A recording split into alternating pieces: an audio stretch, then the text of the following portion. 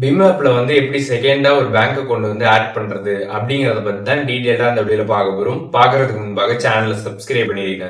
வீடியோக்குள்ள போலாம். Vim app open பண்ணிடுங்க. ஓப்பன் பண்ணிட்டு சைடில் பார்த்தீங்கன்னா அக்கௌண்ட்டோட ப்ரொஃபைல் ஆப்ஷன் இருக்கும். அதை கிளிக் பண்ணிடுங்க. அதை கிளிக் பண்ணிட்டு இங்கே கீழே ஸ்க்ரால் பண்ணீங்க அப்படின்னா பேங்க் அக்கௌண்ட்ஸ் அப்படின்ற ஆப்ஷன் இருக்கும். அதை கிளிக் பண்ணிடுங்க. கிளிக் பண்ணிட்டு இங்கே ஆட் நியூ பேங்க் அக்கௌண்ட் அப்படின்ற ஆப்ஷன் இருக்கும். அதை கிளிக் பண்ணிட்டு நீங்கள் எந்த பேங்க்கில் அக்கௌண்ட் வச்சுருக்கீங்களோ அந்த பேங்க் இதில் செலக்ட் பண்ணிடுங்க.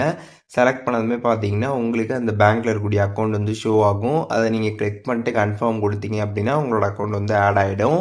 ஸோ இப்போது இதில் நீங்கள் ஆட் பண்ணக்கூடிய இந்த அக்கௌண்ட் இப்போ தான் ஃபஸ்ட் டைம் இந்த யூபிஐயில் நீங்கள் ஆட் பண்ண போகிறீங்க அப்படின்னா நீங்கள் அதில் இருக்கக்கூடிய அந்த ஏடிஎம் கார்டு டீட்டெயில்ஸ் நீங்கள் என்ட்ரு பண்ணுற மாதிரி இருக்கும். இல்லைனா நீங்கள் ஆதார் கார்டு டீட்டெயில்ஸை வச்சு வெரிஃபை பண்ணி தான் உங்களோட அக்கௌண்ட்டை ஆட் பண்ணுற மாதிரி இருக்கும். அதை நீங்கள் தெரிஞ்சுக்கோங்க. ஸோ நீங்கள் யூபிஐயில் இப்போ தான் ஃபஸ்ட்டு அந்த பேங்க் அக்கௌண்ட்டை லிங்க் பண்ணுறீங்க அப்படின்னா இந்த மாதிரி டீட்டெயில்ஸ்லாம் நீங்கள் கொடுத்து தான் ஆட் பண்ணுற மாதிரி இருக்கும்.